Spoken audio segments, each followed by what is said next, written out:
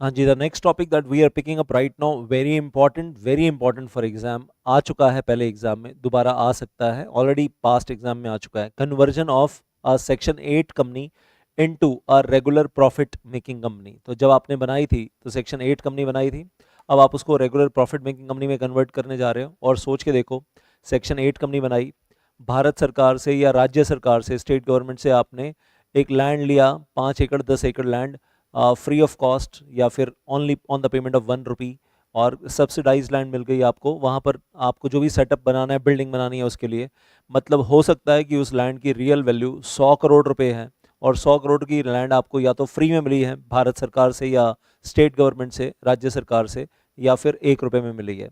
ऐसा हो सकता है सेक्शन 8 कंपनी के लिए, बिल्कुल पॉसिबल है।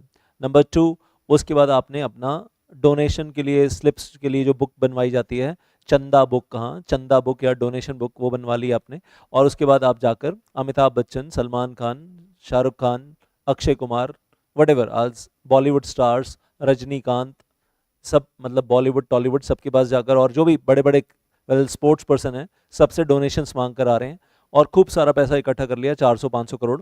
और फिर आपने अपना बढ़िया सा एक टावर बनाया है 20-25 फ्लोर्स का, उस लैंड के ऊपर, 5-6 एकड़ लैंड आपको जो भी मिली है, उसके ऊपर आपने 20-25 फ्लोर का एक बड़ी सा टावर बनाया है, जैसे मुकेश अंबानी का घर दिखता है, एंटिला, कुछ कुछ वैसा सा। और इतना बढ़िया खूबसूरत घर बनाने के बाद, मतलब या टावर बनाने के बाद, आप अपना ऑब्जेक्ट क्लॉज चेंज करना चाहते हो। ओरिजिनल ऑब्जेक्ट क्लॉज था अनाथालय, ऑर्फनेज, लेकिन इतना बढ़िया खूबसूरत टावर, सेंट्रली एयर कंडीशन बनने के बाद आपको लग रहा है ये अनाथालय क्या बनाना, ये ना आईटी कंपनी बनाते हैं, सॉफ्टवेयर कंपनी बनाते हैं, और इतना पैसा फ्री का मिल गया, फ्री की लैंड मिल गई, फ्री का पैसा मिल गया, अब छोड़ो अनाथालय क्या बनाना, कन्वर्ट करते हैं इसको into the well regular profit making company, software company में कन्वर्ट करते हैं। मतलब कुछ गड़बड़ नहीं है क्या? गड़बड़ तो हो रही है। तो फिर उस गड़बड़ को आसानी से नहीं होने दिया जाएगा। हाँ, it's not going to be easy, आसान काम नहीं होने वाला है। Rule 21 and rule 22 read together, दो रूल्स को एक साथ पढ़ा जाता है, लेकिन मैं अभी यहाँ से नहीं पढ़वा रहा हूँ आपको। रीडिंग का काम बाद में, पहले करेंगे फ्लो चार्ट वाइज फॉर्म में डिस्कशन करेंगे, and then will come back to the reading part also. तो रीडिंग पार्ट में आएंगे अभी, और इसके लिए एप्लीकेशन आप फाइल करोगे INC 18 में। ये आपको सबसे पहले यही दिखा दूं। सबसे पहला काम क्या करना है, अगर आपको कन्वर्जन करवाना है, conversion of section 8 company into the normal profit making company, तो एप्लीकेशन फॉर्म क्या है, फॉर्म INC 18, और टाइटल पढ़ो जरा ध्यान से, क्या लिखा है ऊपर, application to the regional director. आपकी कंपनी का रजिस्टर ऑफिस जिस भी एरिया में है, वहां का रीजनल डायरेक्टर। इंडिया में हाउ मेनी RDs? 7 RDs। तो RD north, RD south, RD west, RD east, RD north east, RD south east and RD north west. So well I say, तो जिस एरिया में आपकी कंपनी है, वहाँ के regional director के पास एप्लीकेशन फाइल कीजिए, well for converting section 8 company into the company of any other kind. बाकी एप्लीकेशन आप फाइल करोगे on the MCA portal, mca.gov.in, along with the attachments जो भी हैं, वो तो है ही। बाकी लेकिन जो टाइटल में है वो क्या है, एप्लीकेशन गोज टू RD। तो आपकी एप्लीकेशन को अंदर प्रोसेस कौन करेगा और अप्रूवल कौन देगा? Regional director will give the approval, और मे और may not give the approval. आगे बढ़ते हैं, then entering into this step by step, well चलते जाते हैं। स्टेप नंबर 1, बोर्ड मीटिंग करवा रहे हैं, और बोर्ड अप्रूवल हो रहा है कि हम अपनी सेक्शन 8 कंपनी को नॉर्मल कंपनी में कन्वर्ट करना चाहते हैं। और इस बोर्ड मीटिंग में अब आगे जल मीटिंग करवाने के लिए और स्पेशल रेजोल्यूशन पास करने के लिए भी तैयारियां हो रही हैं। तो इसी बोर्ड मीटिंग में 2-3 काम हो रहे हैं यहाँ पर। क्या काम हो रहे हैं? पहला काम, ऑब्वियसली बोर्ड अप्रूवल हो गया for converting section 8 company into the well regular profit making company. दूसरा काम, fixing the date time place of general meeting, जिसमें स्पेशल रेजोल्यूशन पास करना है फॉर कन्वर्जन ऑफ कंपनी। तो fixing the date time place of general meeting, and then authorising the company secretary की general meeting करवाने के लिए notice draft करना है, एक्सप्लेनेटरी स्टेटमेंट ड्राफ्ट करनी है, और भेजना है, डिस्पैच करना है। तो वो सारे काम इस बोर्ड मीटिंग में हो रहे हैं, और सिर्फ अप्रूवल की बात नहीं है, plus plus plus fixing the date time place of general meeting and authorising the company secretary, plus fixing the general meeting plus authorising the company secretary for convening the general meeting. मतलब notice बनाना है, explanatory statement बनाना है, dispatch करना है, obviously chairman से sign करवा के. So well I will say then going on further. फिर फाइनली आप जनरल मीटिंग करवा रहे हो स्टेप नंबर 2 में, और जनरल मीटिंग में स्पेशल रेजोल्यूशन पास कर रहे हो for converting section 8 company into a regular profit making company. That is the special resolution you are passing over here. SR पास किया है तो आपको with in 30 days MGT 14 file करना होगा, मैंडेटरी रिक्वायरमेंट है. With in 30 days it is compulsory to file MGT 14 form to the ROC along with the copy of special resolution.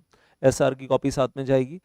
उसके बाद you are obviously filing the application to the RD in which form, INC 18 form, ये जो अभी आपने देखा INC 18 form में you are filing the application to the RD on the MCA portal. अब एक चीज़ यहाँ पर बड़ी ध्यान से सुनिएगा, आप अप्लाई कर रहे हो आरडी को और कहते हैं साथ साथ ROC भी रिसीव कर लेगा थ्रू MCA पोर्टल. ये लिखा हुआ है रूल्स में, आगे रूल 21 22 पढ़ेंगे तो उसमें लिखा हुआ है कि आपने अप्लाई तो किया आरडी को, अप्रूवल तो फाइनल अप्रूवल तो आरडी देगा, देगा नहीं देगा वो बात की बात है, लेकिन जब आप अप्लाई कर रहे हो INC 18 में application to RD, simultaneously through MCA portal ROC will also receive. मतलब आप ROC को सेपरेट एप्लीकेशन फाइल करने के लिए नहीं जा रहे हो. ऐसा नहीं कि आप INC 18 2 बार फाइल कर रहे हो, ऐसा नहीं है. मतलब एक बार आरडी को एक बार ROC को, ऐसे दो दो बार फाइल नहीं कर रहे हो. आप INC 18 एक ही बार फाइल कर रहे हो on the MCA portal to the well RD को हम एप्लीकेशन फाइल कर रहे हैं, टाइटल ही है एप्लीकेशन टू द आरडी, लेकिन उसी सेम एप्लीकेशन जो आपने आरडी की फाइल की है वन एप्लीकेशन, ROC भी उसको वहीं MCA पोर्टल से खुद ऑब्टेन कर लेगा, ऐसा लिखा है वेल रूल में. तो इसलिए हम बोलने के लिए बोल रहे हैं जी एप्लीकेशन जा तो फिर दोनों के हाथ में रही है, आरडी के हाथ में जा रही है और उसके साथ साथ ROC will receive through MCA portal. तो यहाँ मैं मेंशन कर देता हूँ ROC विल रिसीव और ऑब्टेन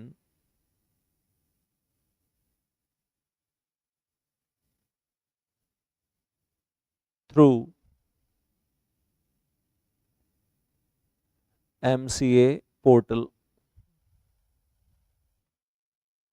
तो एप्लीकेशन दोनों के पास पहुंच गई, इसलिए ये साइमल्टेनियसली लिखा है यहाँ पर, लेकिन समझ में आ गया आपको. हम फाइल कर रहे हैं आरडी को, but they are ROC is also receiving through MCA portal simultaneously. तो फाइनली एप्लीकेशन दोनों के पास पहुंच गई. इसके साथ 3 अनेक्षर और जाते हैं, वो मैं बताऊंगा बाद में, वो आगे साथ में रूल 22 सब रूल 5 सब रूल 6 भी जुड़ जाता है. Just wait for that, reading करेंगे ना वो तो हम देख लेंगे अनेक्षर्स कौन से जा रहे हैं. एंड देन एप्लीकेशन फाइल हो गई INC 18 में. उसके बाद within 1 week application file करने के बाद within 1 week 2 newspaper notice देना है, और INC 26 में नहीं देना, INC 19 में देना है.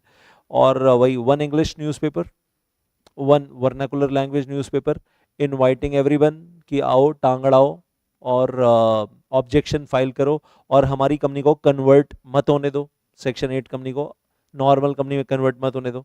तो सभी को इनवाइट कर रहे हैं. तो ये न्यूज़पेपर में नोटिस देना, न्यूज़पेपर में एडवर्टाइजमेंट देना मैंडेटरी है, और उसका फॉर्मेट जो है वो INC 19 में है. Plus then they are saying ये नोटिस आपको 2 वेबसाइट्स पर डिस्प्ले करना है, एक तो अपनी कंपनी की वेबसाइट पर डिस्प्ले करना है, और second ministry of corporate affairs website बताएगा उस पर डिस्प्ले करना है.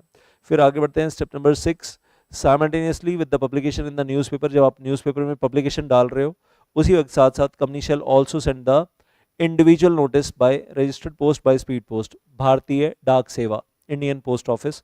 आपको मालूम है रजिस्टर्ड पोस्ट डिलीवर करेगा तो पोस्टमैन साइन करवाएगा रेसिपिएंट से, और ऐसे ही स्पीड पोस्ट में भी होता है, विद इन 48 आवर्स डिलीवर करेगा तो रेसिपिएंट से साइन करवाएगा. ऐसा नहीं होगा कि पोस्टमैन डोर पे फेंक कर आएगा. हाँ, तो जिसके भी हाथ पे नोटिस देगा उससे रिसीविंग साइन करवाएगा. और किस किस के पास भेज रहे हैं? Number 1 chief commissioner of income tax. Chief commissioner of income tax, भाई देख लो ये वो कंपनी है सेक्शन 8 कंपनी जो अभी तक कह रही थी कि हम सेक्शन 8 कंपनी है, बहुत सारा डोनेशन का पैसा लिया और शायद इनको इनकम टैक्स से एग्जम्पशन मिली हुई थी, अभी तक इनकम टैक्स पे नहीं कर रहे थे, लेकिन फ्यूचर में एग्जम्पशन नहीं मिलेगी. चैरिटी कमिश्नर, चैरिटी कमिश्नर, क्योंकि ये सेक्शन 8 कंपनी बहुत सारी चैरिटी ऑलरेडी ऑब्टेन कर चुकी है, कहीं कोई फ्रॉड तो नहीं हो रहा है चैरिटी अमाउंट्स में. That is number 2. Number 3 income tax officer, low level income tax officer, high level chief commissioner of income tax, low level पे इनकम टैक्स ऑफिसर को भी इंटीमेशन जा रही है उस एरिया का जो आईटीओ है, और chief commissioner of income tax को भी इंटीमेशन जा रही है। द कंपनी सेक्रेटरी नहीं है, chief secretary of the state, chief minister के लेवल से एक लेवल नीचे आईएएस ऑफिसर है, he is IAS officer, and I will से one level below the minister, one level below the chief minister, so that is chief secretary of the state.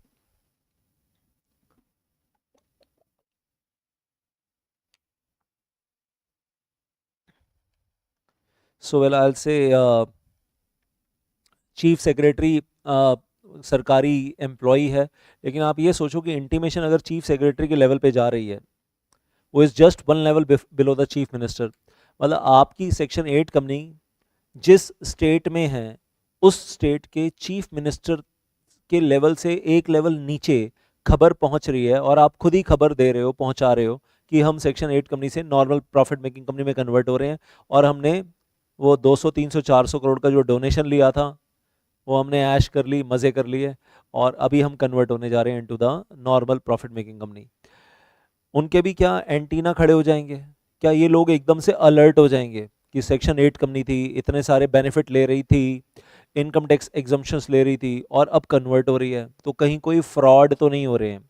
और आप सोचो, आप एक तरीके से ये मान लो कि आपने चीफ मिनिस्टर के लेवल पे इन्फॉर्म कर दिया, अगर आपने chief secretary of the state को इन्फॉर्म कर दिया और उसमें कोई अलर्ट वाली सिचुएशन है तो वो चीफ मिनिस्टर को भी बताएगा, और वो स्टेट का मोस्ट पावरफुल आईएएस ऑफिसर है, senior most IAS officer, most powerful IAS officer of the state, जिसको आप इन्फॉर्म कर रहे हो।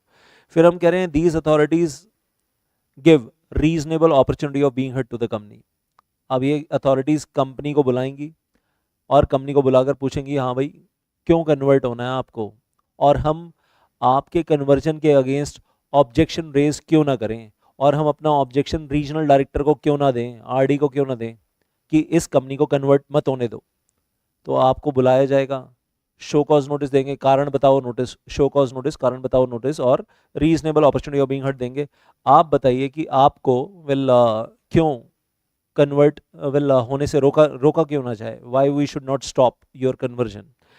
तो ये authorities reasonable opportunity of being heard देंगे, and then these authorities will give the representation to the regional director. RD को representation देंगे कितने टाइम में, within 60 days. Extension to the rather representation to the RD within 60 days दिया जाएगा। मतलब दोनों काम कर रहे हैं, और इसी 60 डेज के बीच में कंपनी को reasonable opportunity of being heard भी देंगे, एंड फाइनली आरडी को रिप्रेजेंटेशन भी भेजेंगे। पॉजिटिव भी हो सकता है और नेगेटिव भी हो सकता है, representation may be positive, may be negative, और may be some subject to some conditions, कि पॉजिटिव रिप्रेजेंटेशन है but subject to some preconditions, something like that.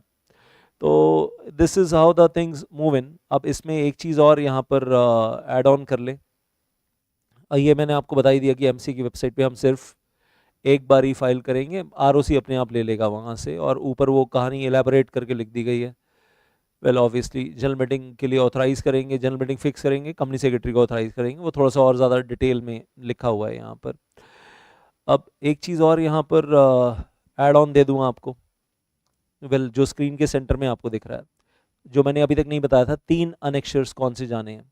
तो पहला अनेक्शर कौन सा जाना है, स्पेशल रेजोल्यूशन की कॉपी जानी है। ये जो आपने ऊपर एसआर पास किया है कन्वर्जन के लिए, इसकी कॉपी आईएनसी 18 के साथ जाएगी। नंबर 2, ये जो आपने जनरल मीटिंग करवाई है, इसके जो नोटिस ऑफ जनरल मीटिंग दिया है 21 क्लियर डेज नोटिस, और साथ में एक्सप्लेनेटरी स्टेटमेंट भेजी थी, इसकी कॉपी भी यहाँ पर आईएनसी 18 के साथ अटैचमेंट्स में जाएगी। और फिर आईएनसी 18 के साथ एक चीज़ और मांग रहे हैं, ये कन्फ्यूजिंग है जो थर्ड है। और इसमें क्या कन्फ्यूजिंग है, क्या मांग रहे हैं, आईएनसी 18 के साथ मांग रहे हैं आपसे proof of serving of notice to the authorities, proof of serving the notice to the authorities, कि आपने chief commissioner income tax, charity commissioner IT, और chief secretary of the state, इन सबको इन्फॉर्म किया रजिस्टर्ड पोस्ट से या speed post से। और इसमें एक चीज़ और भी अलाउड है, रूल में लिखा हुआ है हैंड डिलीवरी भी अलाउड है, तो आप अपने हाथ से जाकर डिलीवर करवा के रिसीविंग लेकर आ सकते हैं, वो भी अलाउड है। और कोई चौथा तरीका अलाउड नहीं है, ये 3 तरीके से अलाउड है। तो इसका सबूत, इसका प्रूफ, वो भी आईएनसी 18 के साथ लगाना है। तो सर इसमें कौन सी बड़ी बात है, जब हम डिलीवर करेंगे और वहाँ पर पोस्टमैन डिलीवर करेगा या हम डिलीवर करेंगे, उसकी साइनिंग होकर आएगी तो हम दिखा देंगे। रजिस्टर्ड पोस्ट हमने भेजा तो उसकी रसीद है हमारे पास, इंडियन पोस्ट ऑफिस वाली रजिस्टर्ड पोस्ट हमने भेजा, और या फिर स्पीड पोस्ट भेजा या हैंड डिलीवरी जो भी है sir, we will arrange the proof. Proof तो अरेंज हो जाएगा, प्रूफ कौन सा बड़ी बात है, प्रूफ तो अरेंज हो जाएगा। आप रजिस्टर्ड पोस्ट जब करवाते हो पोस्ट ऑफिस में तो आपको उसी वक्त उसकी रिसीट मिल जाती है, स्पीड पोस्ट करवाते हो तो उसकी रिसीट मिल जाती है, हैंड डिलीवरी जिसको पकड़ाओगे तो उससे रिसीविंग आप साइन करवा ही लोगे। मेरा सवाल यहाँ कुछ और है, ये रिसीविंग, ये प्रूफ कि हमने ये डिलीवर किया है, ये प्रूफ INC 18 के साथ अटैच कैसे हो सकता है, अटैच होगा कैसे? INC 18 RD के पास या MCA पोर्टल पे पहले चला गया और उसके साथ SR और notice of explanatory statement attachment लगकर पहले चला गया। उसके बाद आप एक हफ्ते के बाद, आफ्टर 1 वीक, आप 2 न्यूज़पेपर में नोटिस दे रहे हो, और 2 न्यूज़पेपर में नोटिस दे रहे हो तो सुबह 5 बजे या सुबह 7 बजे वो न्यूज़पेपर नोटिस उस एरिया में फैल गया, और उसके बाद सेम डे साइमल्टेनियसली 7वें दिन सेम डे साइमल्टेनियसली उस दिन आप ये नोटिस इन सबको पहुंचा रहे हो, आप डिलीवर करवा रहे हो। तो कंपनी शेल सेंड 7 दिन में तो भेजोगे और हो सकता है 2-3 दिन बाद पहुंचेगा, तो 9वें दिन 10वें दिन पहुंचेगा। सो वेल आई विल से, तो अब सवाल ये है कि जिस दिन यहाँ डिलीवर हो रहा है और जब फॉर्म 18 फाइल हो रहा है, फॉर्म 18 10 दिन पहले फाइल हो चुका MCA पोर्टल पे, और उसके 7 दिन के बाद न्यूज़पेपर एडवर्टाइजमेंट, और उसके बाद 1 दिन बाद या सेम डे डिस्पैच, और 2-3 दिन बाद डिलीवरी। 10 दिन के बाद यहाँ डिलीवर हो रहा है, या 10 दिन के बाद या 7 दिन के बाद कह लो हम डिस्पैच कर रहे हैं, उस डिस्पैच का भी हमारे पास प्रूफ है 7वें दिन। तो अगर 7 दिन पहले न्यूज़पेपर में, या मतलब form INC 18 already MCA portal पे 7 दिन पहले अपलोड हो चुका है, और 7 दिन के बाद हम ये डिस्पैच कर रहे हैं to the chief commissioner of income tax, तो उस चीज़ का प्रूफ कि हमने 7 दिन के बाद ये नोटिस दिया है, इस चीज़ का प्रूफ INC 18 के साथ अटैच करने के लिए बोल रहे हैं, कंपलसरी है, मैंडेटरी है। कैसे अटैच करेंगे? वो तो 7 दिन पहले ऑलरेडी MCA की वेबसाइट पे, MCA के पोर्टल पे ऑलरेडी अपलोड हो चुका फॉर्म 18। उसके 7 दिन के बाद तो हम ये कर रहे हैं, यहाँ पर नोटिस दे रहे हैं। अब इस बात का सबूत की नोटिस दिया उस फॉर्म के साथ कैसे अटैच करोगे जो फॉर्म 7 दिन पहले ऑलरेडी जा चुका? बात समझ में आ रही है? प्रॉब्लम समझ में आ रही है? तो हम यहाँ पर कह रहे हैं जी फिर ना अडेंडम जाता है, फिर MCA ने सिस्टम क्या बना रखा है, अडेंडम्स फाइल हो जाते हैं। तो आपने 7 दिन पहले जब INC 18 फाइल किया था ना, तो उसका ना SRN नंबर जनरेट हुआ था, सर्विस रिक्वेस्ट नंबर। वो SRN नंबर आप इस अडेंडम में डाल दोगे।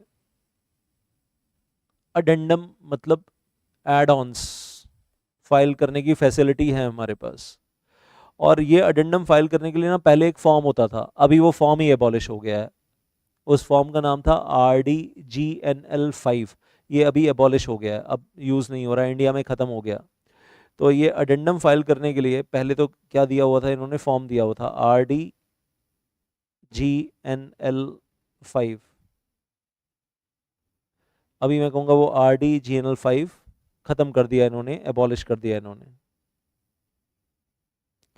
अब बस यही है कि भाई जो आपने पहले फॉर्म फाइल कर दिया ना 7 दिन पहले INC 18, तो उसका सर्विस रिक्वेस्ट नंबर जनरेट हुआ आपके पास, अभी उसका अडेंडम अब फाइल कर सकते हो आप सब्सिक्वेंटली लेटर ऑन।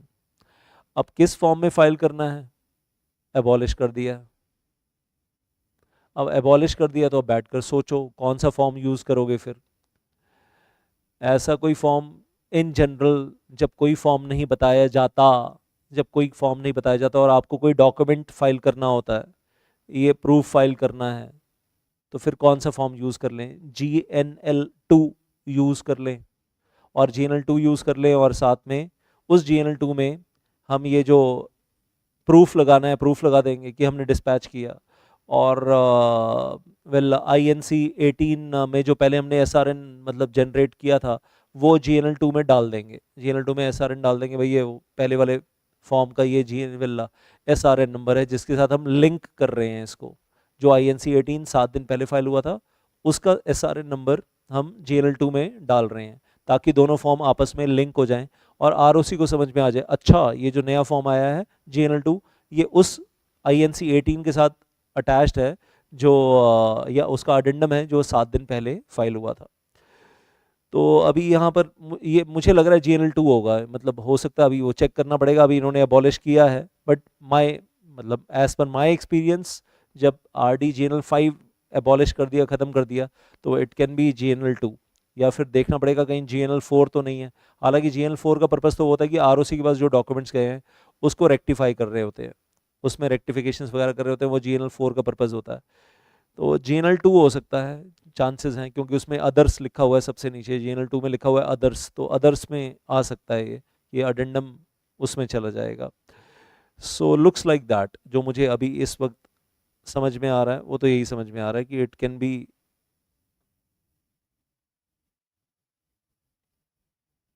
GNL2, क्योंकि आपको MCA की वेबसाइट पे चढ़ाना है तो कोई ई फॉर्म तो चाहिए ना, साथ में आपको सबूत देना है। 100 बातों की एक बात, वो RD GNL5 एबॉलिश हो गया है और उसकी जगह जो मुझे लग रहा है कि वो GNL2 आ गया है। अब आगे बढ़ते हैं, कहानी अभी ख़त्म नहीं हुई है, स्टेप 8 तक पहुंच गए थे आप, स्टेप नंबर 8 तक, और इन अथॉरिटीज़ ने भी अपना रिप्रेजेंटेशन RD को दे दिया। तो अभी सारा मामला कहाँ पहुंचा हुआ है, RD के पास, क्योंकि सब ने अपना ऑब्जेक्शन किसको दे दिया, RD को, और न्यूज़पेपर में नोटिस दिया था तो वहाँ से भी पब्लिक का भी कोई ऑब्जेक्शन आया है, तो वो भी किसके पास आया, RD के पास। तो अभी मामला किसके हाथ में है, RD के हाथ में है। सो मूविंग ऑन फर्दर,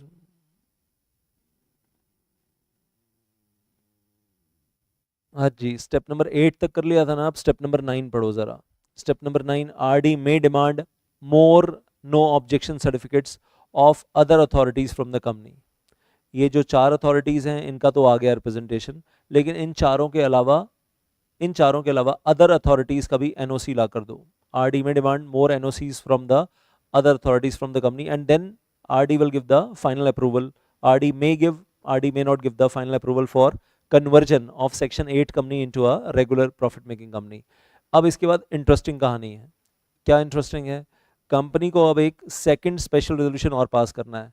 एक यहाँ पास किया था कंपनी ने फर्स्ट स्पेशल रेजोल्यूशन, अब एक सेकंड स्पेशल रेजोल्यूशन पास करना है RD अप्रूवल मिलने के बाद, for the alteration of MOA, की MOA में अब मेन ऑब्जेक्ट क्लॉज चेंज कर रहे हैं, promotion of art science commerce डाल रहे हैं, एंड सॉरी वो हटा रहे हैं, promotion of art science commerce हटा रहे हैं, सॉफ्टवेयर एक्टिविटी डाल रहे हैं, या अनाथालय बनाना था, ऑर्फनेज एक्टिविटी रखी थी, ऑर्फनेज एक्टिविटी हटा रहे हैं, उसकी जगह पर सॉफ्टवेयर कंपनी का डाल रहे हैं।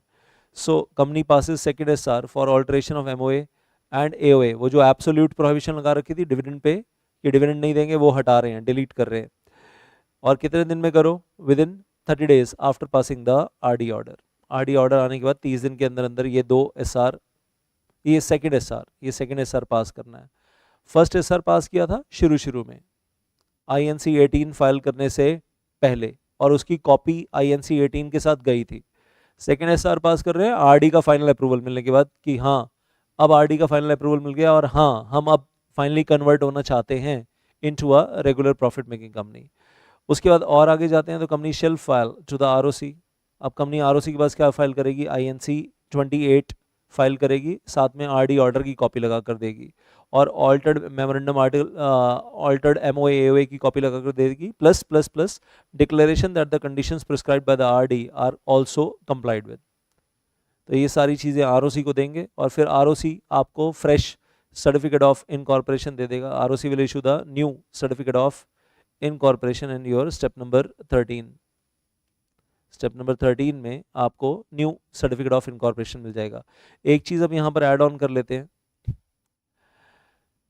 क्या बोल रहे हैं यहाँ पर, वो जब फाइनल अप्रूवल दे रहे हैं तो यहाँ पर 2-3 कंडीशंस बड़ी खतरनाक वाली लगाई हैं, वो सिर्फ सुन लो। फर्स्ट थिंग फर्स्ट, जो आपने गवर्नमेंट ऑफ इंडिया से या स्टेट गवर्नमेंट से जो लैंड फ्री में ली थी उसका आज का जो प्राइस चल रहा है वो पे करना पड़ेगा कन्वर्जन से पहले, मैंडेटरी है। 100 करोड़ की लैंड ली थी, 100 करोड़ के लैंड का रियल प्राइस है आज की तारीख में, तो जब लैंड ली थी तब प्राइस क्या था वो इंपॉर्टेंट नहीं है, आज जो उसका करंट प्राइस है वो आपको पे करना पड़ेगा। तो आपकी कंपनी मान लो 100 करोड़ की लैंड ली थी, जब ली थी, आज उस लैंड की वैल्यू 150 करोड़ है। आपकी कंपनी को आज की तारीख में 150 करोड़ रुपए पे करने पड़ेंगे to the central government, to the state government before conversion into normal company, number 1। Number 2, आपकी कंपनी की जितनी आउटस्टैंडिंग लायबिलिटीज हैं वो सारी आपको पे ऑफ करनी पड़ेंगी, वो सारी की सारी आपको पे ऑफ करनी पड़ेंगी कन्वर्जन से पहले, नंबर 2। नंबर 3, उसके बाद अब आपकी कंपनी में जो भी सरप्लस एसेट्स बच गई वो सारी आपको अब ट्रांसफर करनी पड़ेंगी to the IEPF, investor education protection fund of ministry of corporate affairs. और फिर जब आपका कटोरा बिल्कुल खाली हो जाएगा, आप पटरी पे आ जाओगे, फिर फाइनली RD कहेगा तथास्तु, तथास्तु आपको कन्वर्जन के लिए अप्रूवल दिया जा रहा है। तो जब कन्वर्जन के लिए अप्रूवल दिया जा रहा है और मतलब ये कंडीशंस आप पे लगा दी जाएंगी, और ROC आपको तब तक सर्टिफिकेट ऑफ इनकॉर्पोरेशन देगा नहीं जब तक सारी कंडीशंस फुलफिल हो नहीं जाती हैं। तो सर जब कटोरा लेकर ही हाथ में आ जाएंगे तो वो जो सॉफ्टवेयर कंपनी बनाने का अरमान था वो तो ख़त्म। बनाओ शुरू से, बनाओ शुरू से। और जो डोनेशन का पैसा इतना लिया उससे थोड़ा ना सॉफ्टवेयर करोगे, वो तो ऑर्फनेज के लिए लिया था। तो ट्रांसफ़र टू IPF मैंडेटरी है, उसके बाद मिलेगा आपको fresh new certificate of incorporation.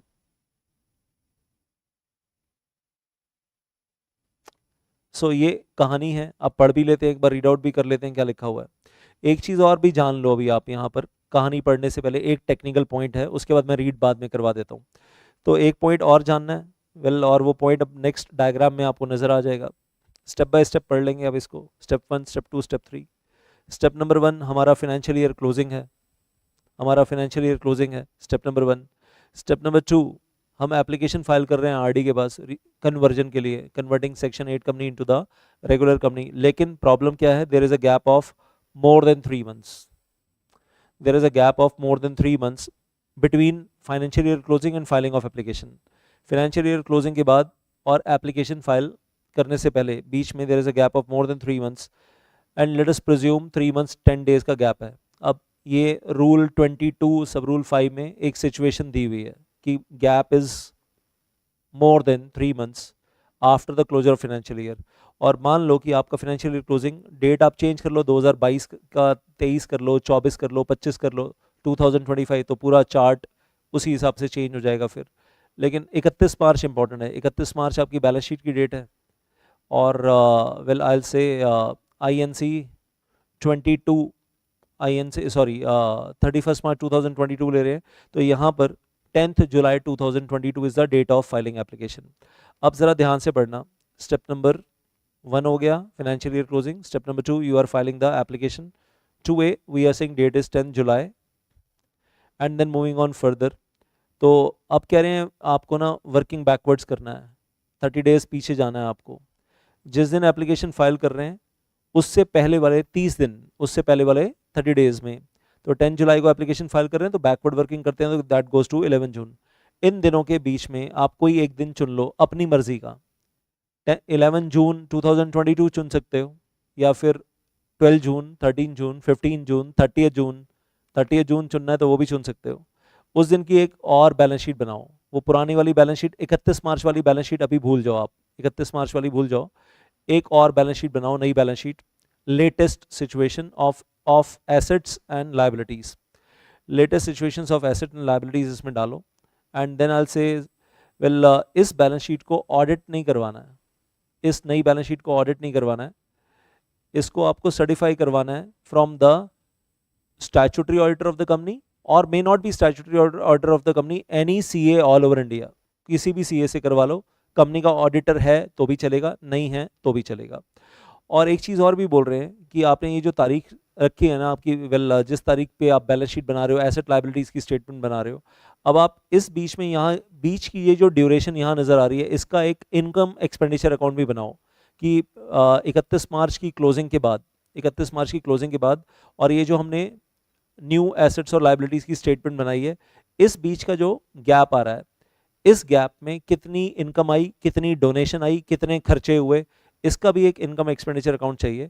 और अब मैं अगर वर्किंग बैक कर रहा हूँ तो टोटल टाइम पीरियड कितना था, 3 मंथ्स 10 डेज, वर्क बैक कितना किया, 30 डेज, और प्रिज्यूम करते हैं कि 11 जून की ही हमने बैलेंस शीट बनाई, एसेट्स और लायबिलिटीज़ की स्टेटमेंट बनाई, तो फिर उस केस में क्या बोल रहे हैं, 1 अप्रैल 2022 से लेकर 11 जून 2022 तक 2 महीने 10 दिन का ये जो बीच का गैप है, इसका इनकम एक्सपेंडिचर अकाउंट बना लो और इसको भी सर्टिफाई करवाओ फ्रॉम द स्टैट्यूटरी ऑडिटर और the chartered accountant, any chartered accountant all over India, उससे सर्टिफाई करवा लो।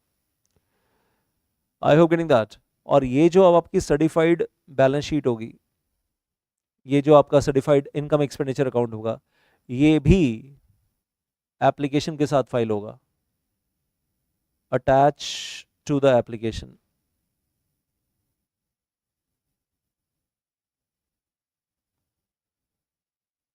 और ये सब कुछ क्यों करवा रहे हैं, जो प्रीवियस बैलेंस शीट की डेट थी 31 मार्च और एप्लीकेशन फाइल कर रहे हैं 10 जुलाई, इस बीच में ये जो गैप आया है, हो सकता है इन दिनों में कंपनी की फाइनेंशियल पोजीशन में काफ़ी कुछ ऊपर नीचे हुआ हो, खर्चे एक्सपेंसेस बहुत ज़्यादा हुए हैं ताकि आईईपीएफ अकाउंट में नहीं डालना पड़े पैसा, इनकम्स रिड्यूस हुई हैं इन दिनों में, एक्सपेंडिचर्स बढ़ा दिए इन दिनों में, जो भी हुआ है या जो भी हुआ है, हमें वो जानना है कि इन दिनों में कितना चेंज आया है in the financial position of the company 31 मार्च के बाद और एप्लीकेशन फाइल करने से पहले। तो इसके लिए ये काम करवा रहे हैं। अब मुझे एक चीज़ और बताओ यहाँ पर, अगर ये गैप लेस देन 3 मंथ्स होता, ये तो मोर देन 3 मंथ्स है, अगर ये गैप लेस देन 3 मंथ्स होता तो अगर मैं इस डायग्राम में चेंज कर दूं तो, और मैं कहूँ gap is less than 3 months और ये 10 जून कर दूं यहाँ पर, या 11 मई कर देता हूँ, डेट चेंज कर देता हूँ, तो क्या होगा? तो सर अब आपको ये सब कुछ करने की ज़रूरत ही नहीं है, सर्टिफाई करवाने की ज़रूरत ही नहीं है। अब आपकी वो जो 31 मार्च वाली बैलेंस शीट थी और उसमें जो एसेट लायबिलिटीज़ है वो सफिशिएंट है, काफ़ी है, फिर आपको ये सब कुछ करना ही नहीं पड़ेगा। If the gap is less than equal to 3 months, less than 3 months और एग्जैक्टली 3 मंथ्स, तो आपको ये सब कुछ नहीं करना पड़ेगा, ये सारी एफर्ट नहीं करनी पड़ेगी। बात समझ में आ गई ना? Already got that? So financial statements और यहाँ पर अब लिखा हुआ है if the gap is exact 3 months और लेस, तो ना तो इनकम एक्सपेंडिचर अकाउंट यहाँ पर बनाना है, ना बैलेंस शीट बनानी है, ना सर्टिफाई करवाना है और ना ही अटैच करवाना है। तो अप्रैल मई जून के महीने में कर लिया आपने, तो इन सब की रिक्वायरमेंट्स नहीं है। और फिर सर्टिफाई करके वो एप्लीकेशन टू आरडी के साथ अटैच भी नहीं करना है, not required, not required.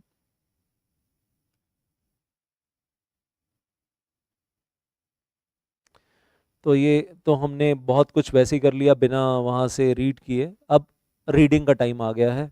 Rule number 21, rule number 22, और ये जो चार्ट अभी आपने देखा ना, इसमें रूल 21, 22 सब आ गया है इसमें। ये जो बड़ा वाला चार्ट आपने देखा था, इसमें हमने सब कुछ इंक्लूड कर लिया, बीच में कुछ नहीं छोड़ा हमने। We have taken everything in this chart. तो इस चार्ट का इसलिए ऊपर टाइटल भी क्या है, rule number 21, 22, 13 steps. Rule number 21 and 22 के 13 स्टेप्स आपको यहाँ पर दिए गए हैं, और वो प्रोसेस पूरा याद कर लीजिए तो काम हो जाता है।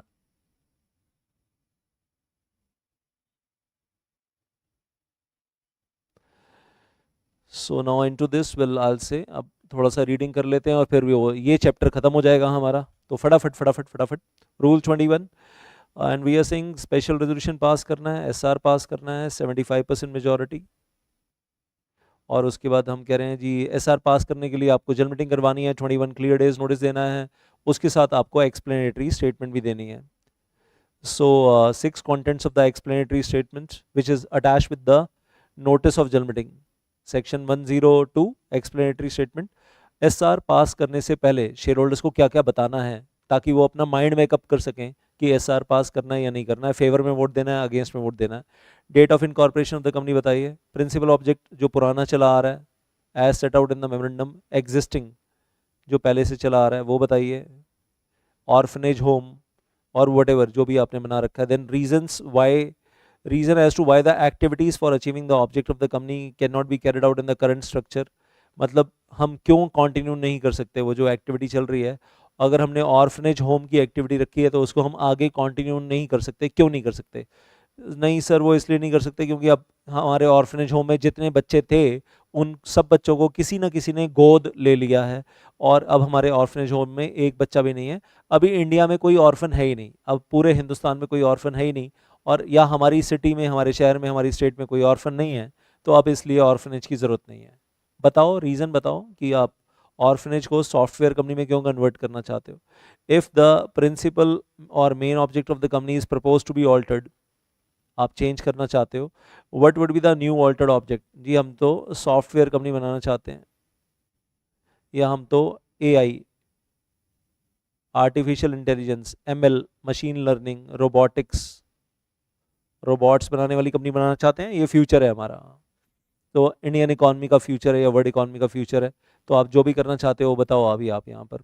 देन आप ये भी बताओ कि आपकी कंपनी पहले से क्या प्रिविलेजेस पुराने ले चुकी है, टैक्स कंसेशन पहले कौन से वाले ले चुकी है जो कंपनी ऑलरेडी एंजॉय कर रही है, tax exemptions, approvals, donations, contributions, including foreign contributions coming from outside India, dollars में, यूरो में जो आया, एंड अदर इमोल प्रॉपर्टी जो कंपनी ने रिसीव की है that were acquired by the company at the concessional rate, 100 crore की लैंड 1 रुपये में, or maybe gratuitously free of cost, that is there.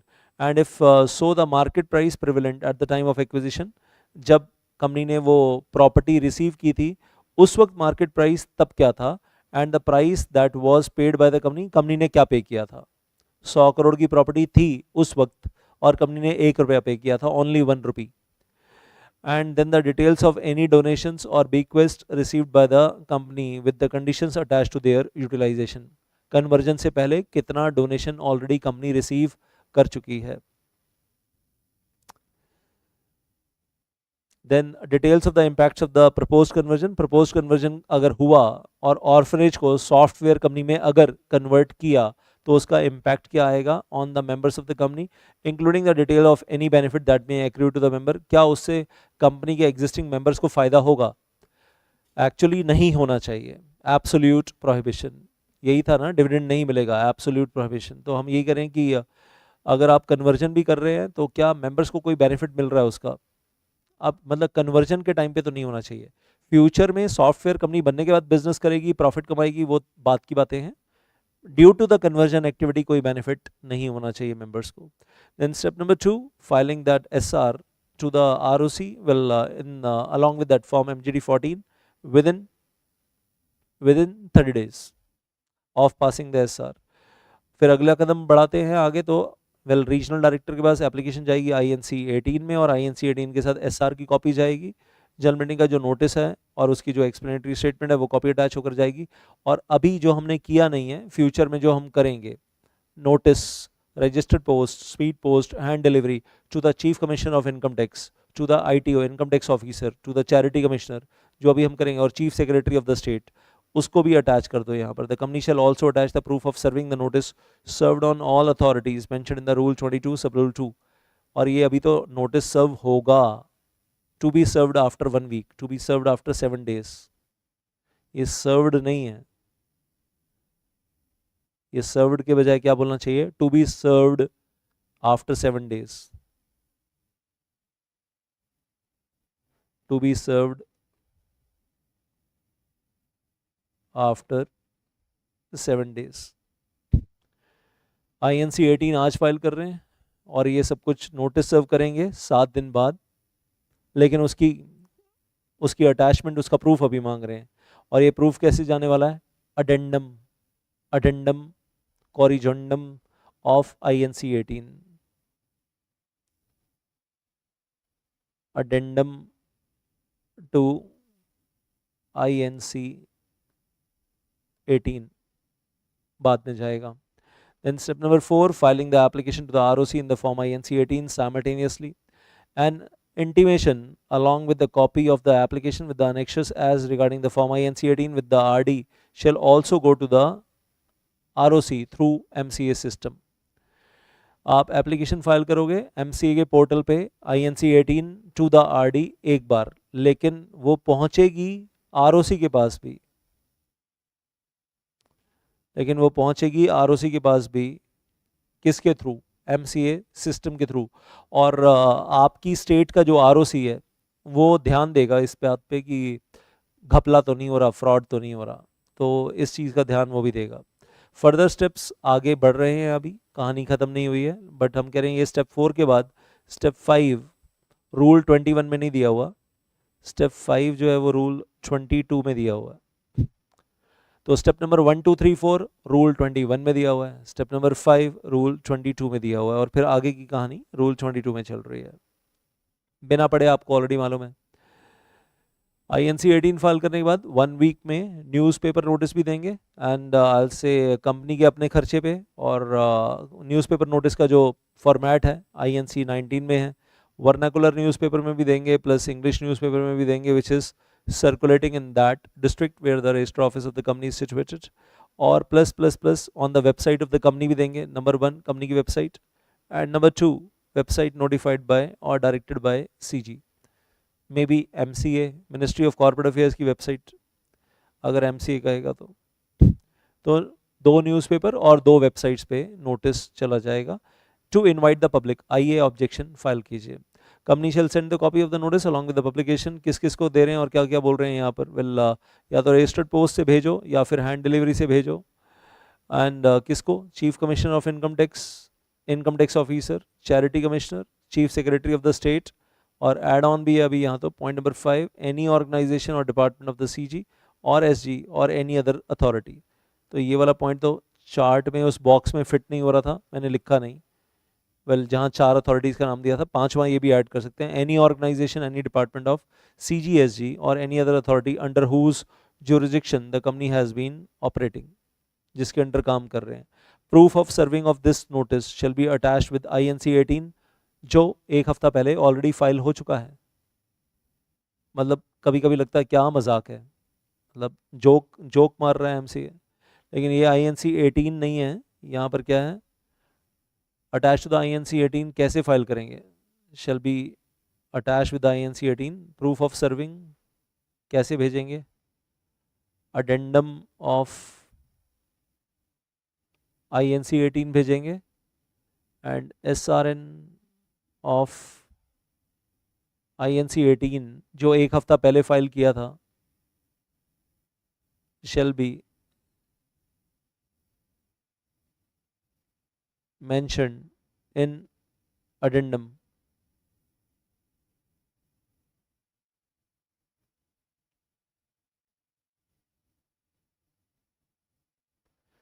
That's it. Then and if any of the above authorities wish to make a representation to the RD, अगर किसी को भी representation देना है 60 days, हमने चार्ट में देखा था 60 days. Copy of the proof of serving the notice shall be attached to the INC 18. ये repeat हो रहा है कहीं ना कहीं।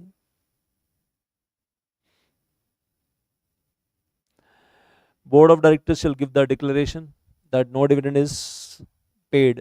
ये डिक्लेरेशन देना कि कंपनी ने कन्वर्ट होने से पहले पास्ट में कभी कोई डिविडेंड नहीं दिया। एब्सोल्यूट प्रोहिबिशन हमने फॉलो किया था। बोर्ड ऑफ डायरेक्टर्स को रिटन डिक्लेरेशन देनी है कि कन्वर्जन की एप्लीकेशन फाइल करने से पहले पास्ट में no portion of the income और property of the company has been और shall be paid or transferred directly or indirectly by way of dividend or bonus issue or otherwise to the persons who are or have been members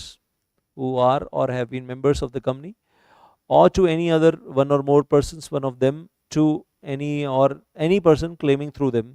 वो person कौन हो सकता है? Legal higher हो सकते हैं, members के लीगल हायर हो सकते हैं, persons claiming through any one और मोर ऑफ देम। तो कंपनी ने कभी किसी को डिविडेंड नहीं दिया, बोनस इशू नहीं दिया और कोई बेनिफिट नहीं दिया कन्वर्जन के लिए एप्लीकेशन फाइल करने से पहले। एब्सोल्यूट प्रोहिबिशन पूरा ईमानदारी से फॉलो किया। देन नो ऑब्जेक्शन सर्टिफिकेट ले आइए कंसर्न अथॉरिटीज से, where the company has obtained the special status, special privileges, exemptions और बेनिफिट्स फ्रॉम वेरियस और different authorities such as income tax department, charity commissioner और म्यूनिसिपल कॉर्पोरेशन और any recognised authority. Then obtain NOC, well, and that must be attached with the, well, I'll say rather application तो हम file कर ही चुके हैं, so that must be obtained if required in the terms of the special status, privilege, exemption, etc. and filed with the RD along with application form INC 18, तो ये भी जाना है INC 18 के साथ अडेंडम की फॉर्म में।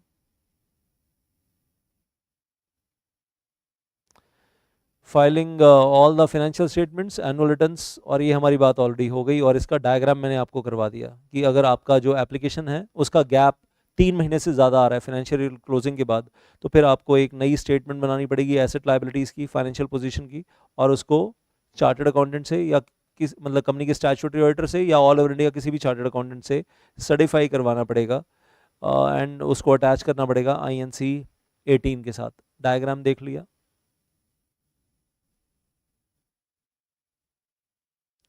तो रेफर द डायग्राम जो हमने अभी देखा थोड़ी देर पहले, और साथ में ये तो बोल ही रहे हैं कि कंपनी पहली 2-3 लाइनें जो मैंने मिस की वो रिपीट कर लेते हैं यहाँ पर, या पढ़ लेते हैं एक बार। मैं तो नीचे वाली 4-5 लाइनों में आ गया, पहली 3-4 लाइनों में क्या बोल रहे हैं।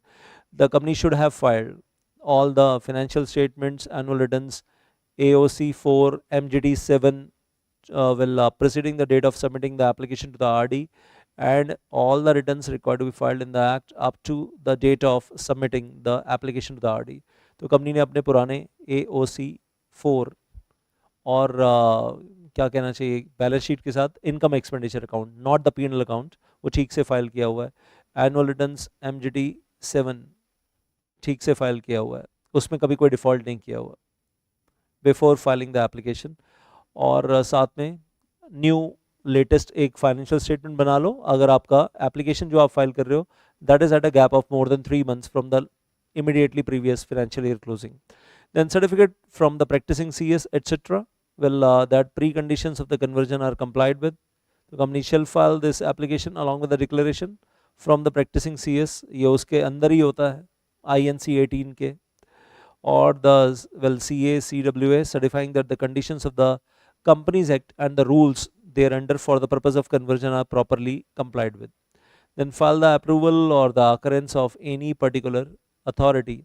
RD may demand, RD may require so and so authority का अप्रूवल ले आओ, जिससे आपने टैक्स कंसेशन लिया था, एग्जम्पशन लिया था, और वट एवर रेलिवेंट अथॉरिटीज़ का अप्रूवल ले आओ, तो लेकर आना पड़ेगा। एंड द RD में also obtain the report from the ROC, क्योंकि उसके पास गया हुआ है ना INC 18 साइमल्टेनियसली चला गया था MCA पोर्टल पे, तो उससे रिपोर्ट भी मांग सकते हैं कि हाँ भाई तुम्हारे हिसाब से कंपनी फ्रॉड तो नहीं है, कहीं कोई गड़बड़ तो नहीं है, क्योंकि तुम लोग ग्रास रूट लेवल पे, ROC ग्रास रूट लेवल पे काम करता है, तो वो पूछ लिया जाएगा उससे।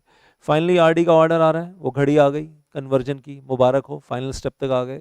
एंड दिस इज RD का ऑर्डर आ रहा है कि हम अप्रूव करते हैं कि आप कंपनी को कन्वर्ट कर लो section 8 company to regular profit making company, और सब्जेक्ट टू सम कंडीशंस, कुछ कंडीशंस कंप्लाई करनी पड़ेंगी। Company shall give up and shall not claim in future the income tax exemption special status. Conversion date से, conversion date के बाद आपको future में कोई इनकम टैक्स एग्जम्पशन नहीं मिलेगी, कोई स्पेशल स्टेटस नहीं मिलेगा, कोई स्पेशल बेनिफिट्स नहीं मिलेंगे जो आपको पहले मिलते थे जब आप सेक्शन 8 कंपनी थे। नंबर 2, कंपनी ने जितनी भी इनमूवेबल प्रॉपर्टी एक्वायर की थी फ्री ऑफ कॉस्ट या कंसेशनल कॉस्ट पे from the government from any authority, तो उसकी पेमेंट कर दो अभी, उसकी पेमेंट कर दो अभी। The difference between the cost at which it was acquired and the market price of the property at the conversion, तो इसको क्या बोलेंगे, कौन सा वाला market price, current market price. तो यहाँ द से पहले यहाँ बीच में लिख सकते हैं करंट, द के बाद मार्केट से पहले, तो जो प्राइस कंपनी ने पे किया था और आज की तारीख में जो current market price of the property चल रहा है at the time of conversion, difference पे कर दो।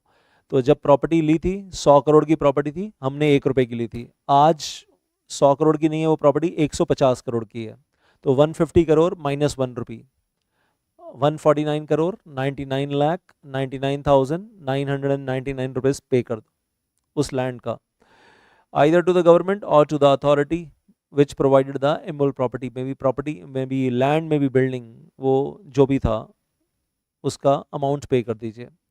और उस वक्त अगर 10 करोड़ दिए थे आपने, 100 करोड़ की प्रॉपर्टी थी, 100 करोड़ की प्रॉपर्टी 10 करोड़ दिए थे, 90 करोड़ का डिस्काउंट मिला था आपको, सब्सिडी मिली थी, अभी 150 करोड़ की हो गई है, तो 150 crore minus 10 crore which was paid, balance 140 crore पे कर दो।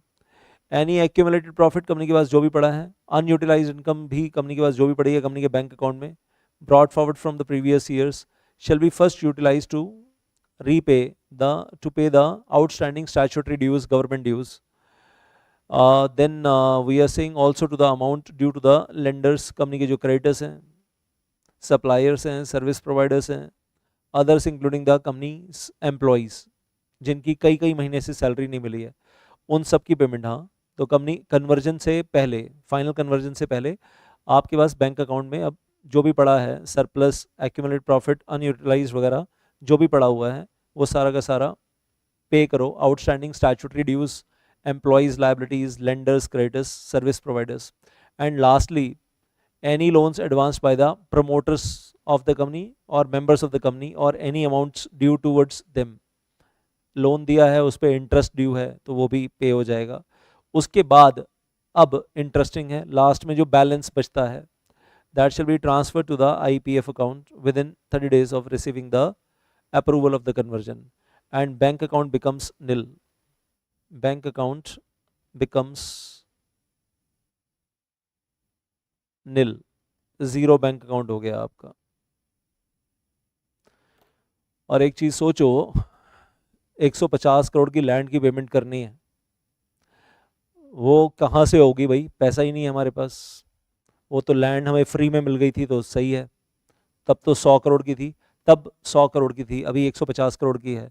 तो वो जो बहुत सारा डोनेशन का पैसा मांग कर लाए थे, बिल्डिंग खड़ी की है, अब वो डोनेशन के पैसे में से पे कर दो, या फिर जो बिल्डिंग खड़ी की है बेचो, पे कर दो, मतलब बचेगा नहीं कुछ, पटरी पे बैठ जाएंगे बाहर। और लास्ट में जो सरप्लस बचेगा वो कहाँ जाएगा, आईपीएफ में जाएगा। जितना सरप्लस लास्ट में बचेगा वो कहाँ जाएगा, आईपीएफ में।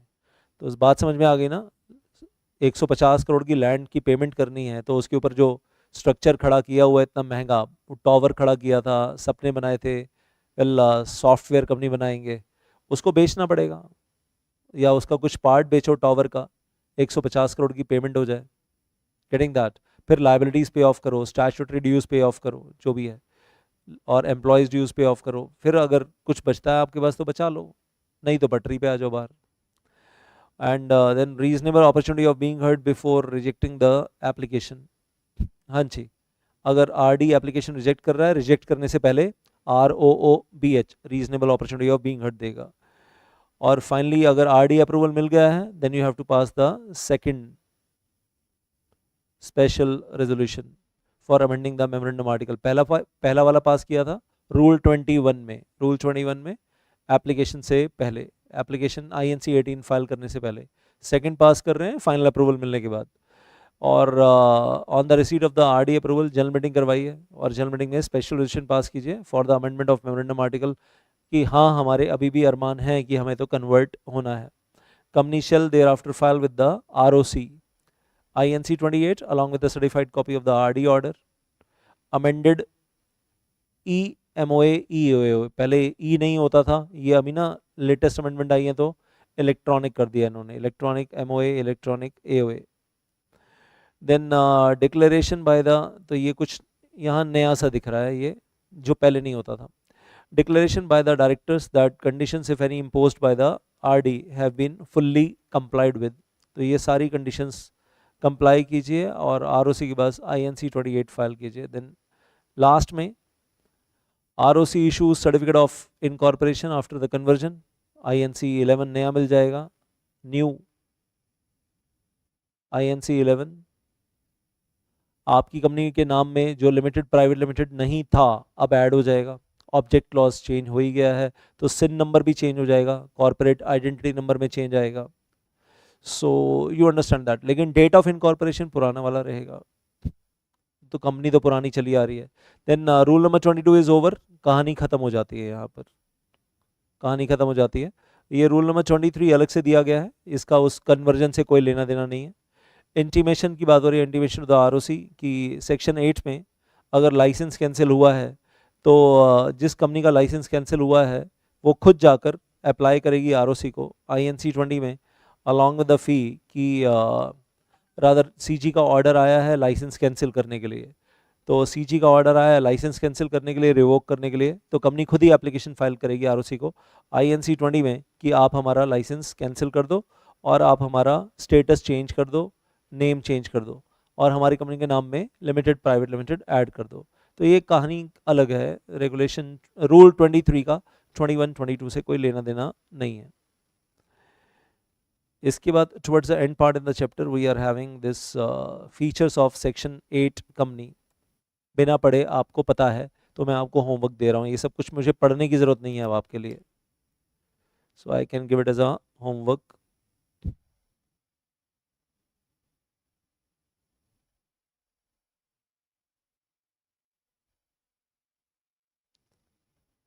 सेक्शन 8 कंपनी की एग्जम्पशंस पूरे कंपनी लॉ में फैली हुई हैं। अब मैं ये भी पढ़कर नहीं सुना रहा हूँ, ये this is going to be really boring thing. मतलब मैं पढ़ रहा हूँ, लोरी सुना रहा हूँ और आप सो रहे हो, तो कोई फ़ायदा नहीं है। मतलब आपके लिए होमवर्क है। बाकी पूरे कंपनी लॉ में अलग अलग चैप्टर्स में आपको ये सारी स्कैटर्ड मिलेंगी हर जगह, और इसमें आपके काम का ये ज़रूर है। सेक्शन 8 कंपनी में है, कंपनी सेक्रेटरी अपॉइंट करना चाहते हैं, पेड अप कैपिटल है 10 crore, more than 10 crore, company secretary appoint करना चाहते हैं, क्वालिफाइड सीएस की ज़रूरत नहीं है। CS executive program pass out can be appointed as a full-time CS on full-time salary by the Section 8 company. So there is no need of a qualified company secretary over here. Even a executive pass can be appointed. So no need of minimum share capital, then shorter notice, ये सब नहीं पढ़ रहा हूँ मैं। हाँ, ये general meeting के चैप्टर में है। 14 डेज नोटिस दे सकते हैं instead of 21 days notice. Homework homework homework homework homework, लंबी सी लिस्ट है। 2015 में एमसीए नोटिफिकेशन आया था और 2017 में, और इसके आगे फॉर्म्स की लिस्ट है, ये भी आपका होमवर्क है अगर आपको यहाँ से फॉर्म्स मेमोराइज करने हैं। अब ये INC 14 एबॉलिश हो गया और INC 15 भी एबॉलिश हो गया।